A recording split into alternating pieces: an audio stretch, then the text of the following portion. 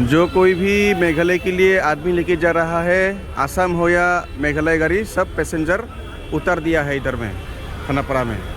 सो आज के दिन में कोई भी मत आओ। मीडिया भी है, बहुत सारा मीडिया है और सब आदमी रास्ता में रुका है। जितना भी आसाम गाड़ी मेघालय के लिए जा रहा है पैसेंजर लेके, सबको उतार दिया है।